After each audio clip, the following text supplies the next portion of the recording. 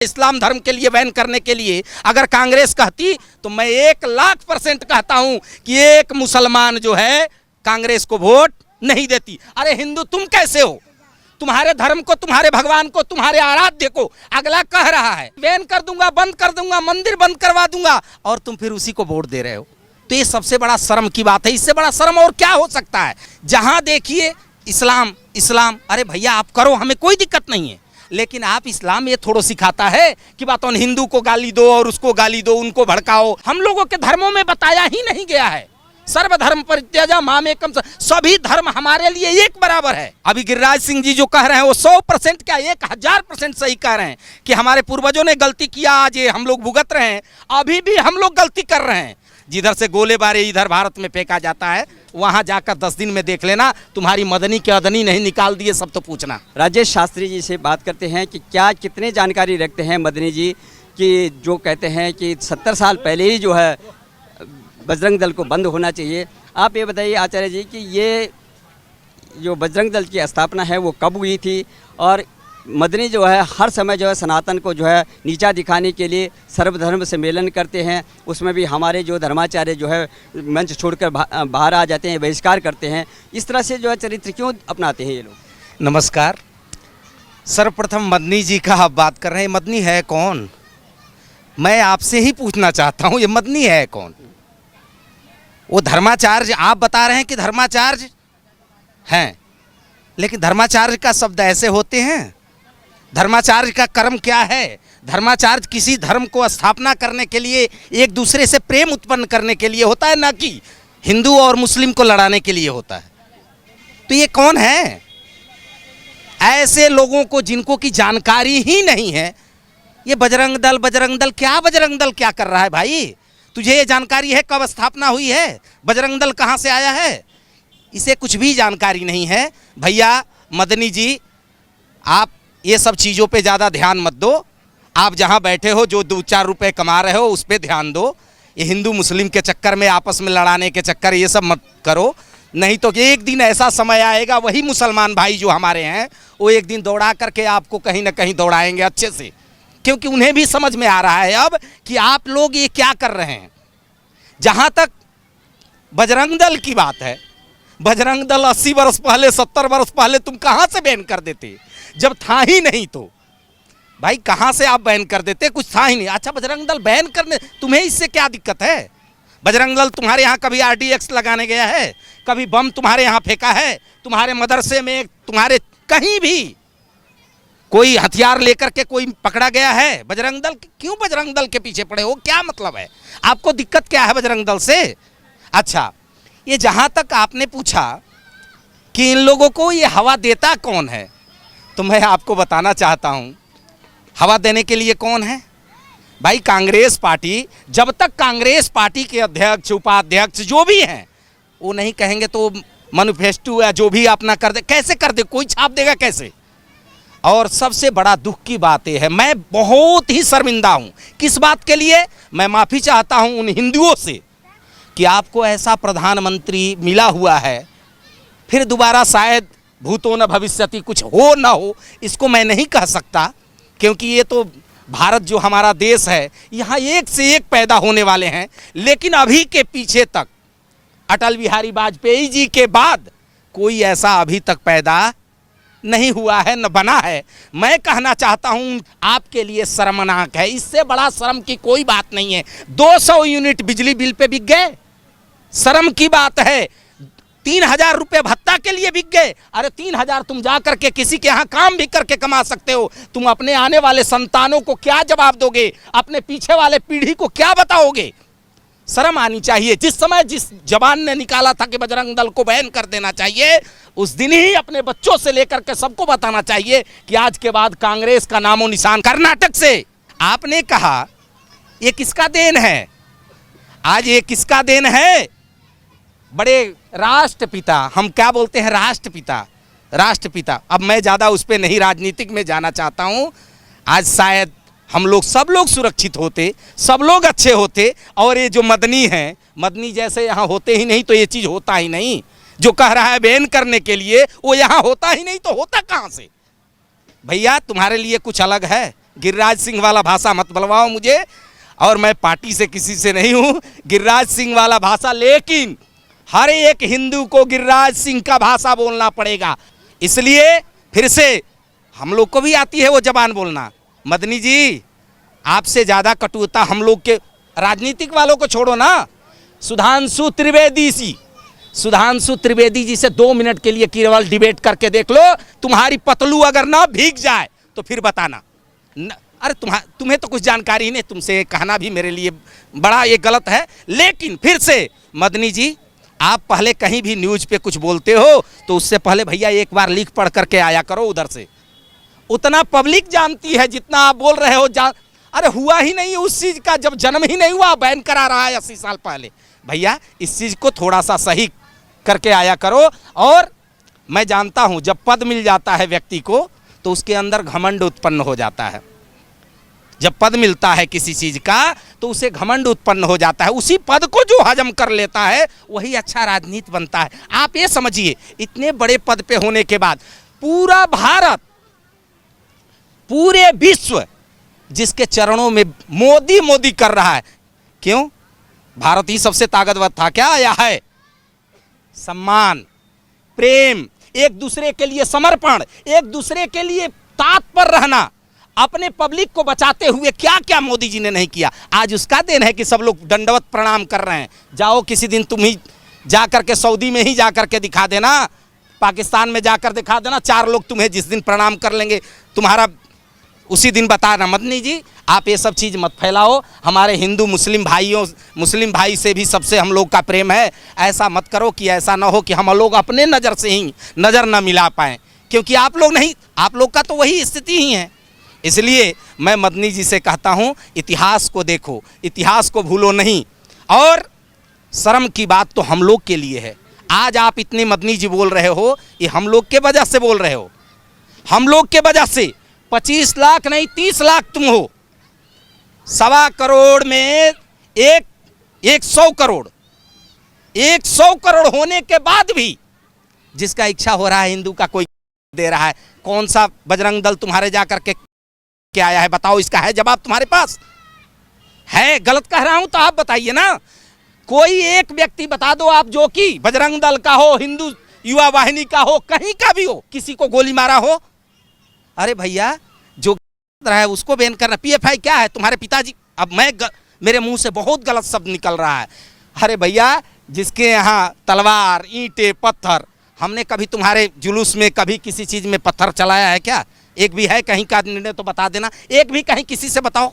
इसलिए आपसे करबद्ध प्रार्थना है, आप ऐसे भड़काऊ भाषण न दें, क्योंकि हिंदू के पास भी जुबान है, लेकिन हम लोग ऐसा कभी, हमारा संस्कार ही नहीं है हिंदू। और देखिए सबसे बड़ी चीज, हमारे ही लोगों में क्या बांट दे रहा है? ये पंडित जी है, ये क्या है राजपूत हैं, ये क्या है शूद्र है, ये क्या है चमार। अरे भैया कहाँ से? देखो, फूट डालो और राज करो, यही अंग्रेजों ने किया और यही ये सब कर रहे हैं। एक धर्माचार्य का नाम बता दो जो तुम्हारे जैसे जहर उगलता हो, एक बता दो। हम लोगों के धर्मों में बताया ही नहीं गया है। सर्वधर्म परित्यज्य मामेकम, सभी धर्म हमारे लिए एक बराबर है। हम किसी को ऊंच और नीच नहीं देखते। हिंदू महासभा के जो अध्यक्ष हैं चक्रपाणी महाराज जी, वो कहते हैं कि अगर जो है 1947 की जब बात कर रहे हैं मदनी जी कि बजरंग दल को बंद कर देना चाहिए था 1947 में। उनका कहना है कि अगर 1947 में ही अगर देश को जो है हिंदू राष्ट्र बना दिया होता तो ये नौबत ही नहीं आती है। इस तरह से जहर उगलने वाले कोई भी पैदा नहीं होते। अच्छा भैया, मैं एक चीज़ पूछना चाहता हूँ, हम सब लोग यहाँ पब्लिक हैं, आप ये पहले बताइए 1947 की बात कर रहे हैं। अच्छा, ये विभाजन कैसे हुआ था? किस लिए हुआ था? विभाजन हिंदू और मुसलमान के लिए ही तो विभाजित हुआ था। पाकिस्तान किसको दिया गया था? मुसलमान भाइयों को ही तो दिया गया था। तो वो क्या गलत कह रहे हैं? चक्रपाणी जी तो सही बताए हैं उस समय। अब मैं बापूजी के बारे में कुछ ऐसा नहीं, क्योंकि अब वो बेचारे हैं नहीं, लेकिन उन्होंने जो बीज बो गए हैं उसको हम लोग तोड़ तोड़ खा रहे हैं, लेकिन वो खाने से भी ख़त्म होने वाला नहीं है। फिर से दोबारा समझिए, ये उनका किया धराया है और कुछ जो है महाराज नेहरू जी ने इसमें सब करके गए, तो ये उन लोग का ही देन है जो कि आज हम लोग भुगत रहे हैं। नहीं तो वो सही कह रहे हैं चक्रपाणी जी, ये सब वहाँ होते तो यहाँ क्या मतलब था? आप समझिए, इतने सारे विश्व में इतने देश हैं, इतने देश हैं, आप एक भी कोई देश आप बताइए जो कि हिंदू के लिए हो की बात नहीं, हिंदू वहाँ रहे, कुछ है? कहीं कुछ भी नहीं। जहाँ देखिए इस्लाम इस्लाम, अरे भैया आप करो, हमें कोई दिक्कत नहीं है, इस्लाम से हमें कोई ईर्षा नहीं है, लेकिन आप इस्लाम ये थोड़ो सिखाता है कि बात उन हिंदू को गाली दो और उसको गाली दो, उनको भड़काओ, ये थोड़ो सिखाता है वो? इस्लाम में कहीं लिखा है? आप अपने से लिख करके अपने मन से कह रहे हो आप, ये इस्लाम में कहीं नहीं लिखा है। गिरिराज जी भी यही कहते हैं, केंद्रीय मंत्री जो हैं वो कहते हैं कि 1947 में अगर यहाँ से जो है पहले ही जो हमारे पूर्वजों ने गलती कर दी, अगर हमारे पूर्वज गलती नहीं करते तो ये नौबत नहीं आती है, आपको पहले चले जाना। इसीलिए कह रहा हूं कि अभी भी टाइम है। अभी गिरिराज सिंह जी जो कह रहे हैं वो 100% क्या 1000% सही कह रहे हैं कि हमारे पूर्वजों ने गलती किया, आज ये हम लोग भुगत रहे हैं, अभी भी हम लोग गलती कर रहे हैं। कर्नाटका वालों ने सब लोग गलती कर दिया। क्यों? क्योंकि आप समझिए, जिस चीज को अगला व्यक्ति आकर के खुले मन से कह रहा है कि मैं इस धर्म को बैन, अच्छा वहां इस्लाम धर्म के लिए बैन करने के लिए अगर कांग्रेस कहती तो मैं 1,00,000% कहता हूं कि एक मुसलमान जो है कांग्रेस को वोट नहीं देती। अरे हिंदू तुम कैसे हो? तुम्हारे धर्म को, तुम्हारे भगवान को, तुम्हारे आराध्य को अगला कह रहा है, अगला कह रहा है कि बैन कर दूंगा, बंद कर दूंगा, मंदिर बंद करवा दूंगा, और तुम फिर उसी को वोट दे रहे हो। तो ये सबसे बड़ा शर्म की बात है, इससे बड़ा शर्म और क्या हो सकता है? तो उन्होंने कहा वो गलत नहीं किया। हम लोग अगर इस तरीके से चलते रहे, अगर ये हिंदू नहीं जगा, फिर समझिए हिंदू में पंडित जी नहीं आए अकेले, फिर समझिए यही आनंद ले रहे हैं सब, इसीलिए बांट रहे हैं हम सब में। केशव प्रसाद मौर्य क्या कह रहा है कि बातों शूद्र को, हम लोग शूद्र को बोला गया है मारने के लिए। अरे कहाँ तो पढ़ लिया रामायण में, कहाँ से पढ़ लिया? रामचरितमानस में ब्राह्मणों से मुखमासीत, ब्राह्मण मुख से जो बोलता है उसके द्वारा परिधान संस्था स्थापित होती है। ब्राह्मणों से मुखमासीत बाहु राजन्या, क्षत्रिय जो है, क्षत्रिय का धर्म है सबका रक्षा करना। और उरुत दसिया जद वैश्य, वैश्य यानी जो है बनिया जी इत्यादि, उनका कारण क्या है कि सबके भोजन की, ब्राह्मण क्षत्रिय वैश्य शूद्र सबके भोजन की व्यवस्था या सब कुछ इनका करने के।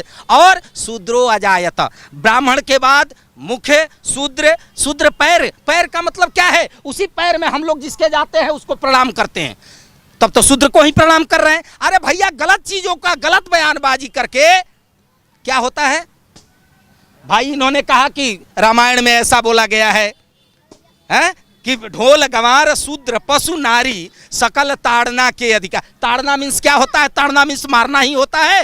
ताड़ना मीन्स केयर करना, देखना भी होता है। 5 वर्षाणि लाड़े 10 वर्षाणि ताड़ेत प्राप्यते षोडशे विद्या मित्रवत्य वदाचरेत। 5 वर्ष तक बच्चों को केयर किया जाता है, देख वो जो कहे उसके हमारी शक्ति है तो दिलाएं।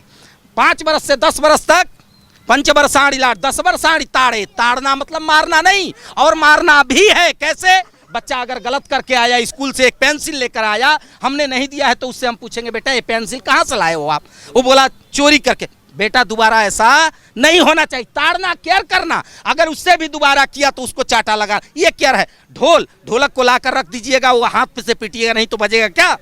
कांग्रेस जिस तरह तुष्टीकरण की राजनीति करती है, वो अभी जो है बजरंगबली को ताले में बंद करने के लिए, इससे पहले कुछ लोगों का कहना है कि भगवान श्री राम को भी ताले में बंद करके रखा गया अयोध्या में, अब बजरंगबली को भी जो बंद करने की बात चल रही है, तो ये तुष्टीकरण का कितना फायदा होगा कांग्रेस को? कांग्रेस की जहां तक फायदा की बात है, फिर से आप ध्यान एक चीज पे दीजिएगा, भगवान राम को ताले में बंद करके रखा, इनके ही कपिल सिब्बल ने जाकर के सुप्रीम कोर्ट में, उसी सुप्रीम कोर्ट में जाकर के कि भगवान राम का कोई अस्तित्व नहीं है, हैं? समुद्र में सेतु नहीं है, क्या क्या इन्होंने कहा। अरे कपिल सिब्बल जी, तुम्हें तो शर्म के मारे, तुम हिंदू क्या, तुम मुसलमान भी कहलाने के लायक नहीं हो, तुम हम लोग के तरफ से तो रिजेक्ट हो।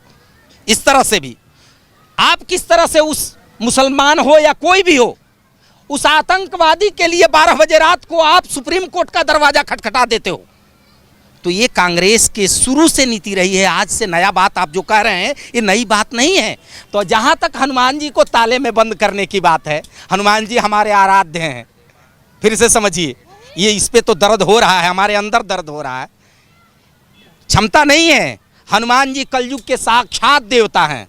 आपने सुना भी होगा कि बादशाह ने बोला था कि एक बार तुलसीदास जी को बुला करके कि भाई इसका दिखाओ मेरे को कि कैसे चमत्कार होता है। उन्होंने कहा प्रभु मैं तो कोई वो हाथी को लेकर के था। बोले मेरे पास तो कोई चमत्कार नहीं है। बोले इसको जेल में डाल दो, जब तक ये चमत्कार नहीं दिखाएगा तब तक इसको छोड़ा नहीं जाएगा। तुलसीदास जी ने कहा देखो भैया मेरे को कुछ आता ही नहीं है।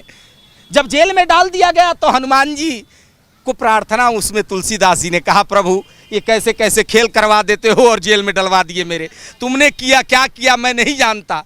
उस समय ये लेख है, इसको जाकर के मदनी जी हो या कपिल सिब्बल जी हो या राहुल गांधी जी हो या सोनिया गांधी जी क्या जानेंगे बेचारी। राहुल गांधी जी सोना उगा लेंगे। अभी आलू बहुत सारा उत्तर प्रदेश में हो रहा है, वहाँ से वो सोना निकाल देंगे। पूरा भारत का भारत में तो अब कर्जा है नहीं, इन्होंने जो कर्जा किया था मोदी जी ने उतार दिया, तो कर्जा वर्जा तो है नहीं, लेकिन फिर भी सोना इतना सारा हो जाएगा कि हम लोग जो है ये देखिए ये सारा पहन रखे हैं, ये उन्होंने ही दिया है सोना से। सोना जो है उन्होंने आलू से उबाल दिया था, बहुत सारा मेरे पास 10-20 किलो रखा हुआ है ना। तो कहने का तात्पर्य है भैया हनुमान जी पे उंगली मत उठाओ, नहीं तो हनुमान जी का पूंछ जो है ना उठ जाएगा। तो तुम क्या, तुम्हारे मैं अब जो बेचारे चले गए स्वर्ग, उन्होंने कहा मेरे पिताजी को मार दिया गया, हमला हो गया, हम लोगों ने देश के लिए किया। किस लिए, क्या देश के लिए किया है, क्या आपने किया है? आपने केवल हिंदू और मुसलमान बांटा है, उसके अलावा आपने कुछ नहीं किया। इतना दिन आनंद लिए, अभी तो अब व्यक्ति जग रहे हैं, तब आपका धीरे धीरे सत्ता समाप्त हो रहा है, उसके बाद अब आपको दिक्कत हो रहा है। हनुमान जी को सपने में भी मत सोचना कि हनुमान जी को बैन करेंगे, नहीं तो हनुमान जी वो वायुवान से चलते हैं, तुम्हारी वायुवान कहीं भी कुछ हो जाएगा। इसलिए मैं ब्राह्मण हूँ, समझ लेना फिर से, हनुमान जी के सपने में भी मत सोचना। ऐसे राजनीति से मुंह से बोल रहे हो, इसका भी बहुत बड़ा पाप है। महाराज राहुल जी आप जो है केवल कुछ भी मत करिए, पूरा उत्तर प्रदेश, बिहार, असम, नेपाल, उड़ीसा, तमिल, सब जगह पे बहुत सारे आलू हो रहे हैं, विदेश सब एक्सपोर्ट हो रहा है। ये सब आलूओं का सोना बनाइए, बस आप छोड़ दीजिए। आप सोच रहे हैं जो ख्वाब देख रहे हैं, आप जो ख्वाब देख रहे हैं प्रधानमंत्री का, तो आप अभी इस जन्म में तो नहीं, अभी तो हम लोग हैं ही, इस जन्म में नहीं। मदनी को क्या संदेश देना चाहेंगे बार बार जो अपुष्ट जो है? मदनी जी को मैं एक ही चीज़ कहूँगा, मदनी जी ऐसे कटु शब्द मैं आपको वो भी गलत नहीं बोल सकता। आप तो बोल सकते हो क्योंकि आपके धर्म में नहीं लिखा है। फिर से बताऊं, कहीं भी कुरान में ये नहीं लिखा है कि किसी आपस में लड़ा दो, कहीं नहीं लिखा है। ये लोग अपना बना रखे हैं, ये लोग अपना बनाए हैं और कहीं नहीं लिखा हुआ है। तो मदनी जी आपसे मेरा करबद्ध प्रार्थना है कि आप ऐसा जब शब्द बोलते हैं तो आप इतने सारे हमारे जो इस्लामिक भाई हैं उन सबके ऊपर भी देखो।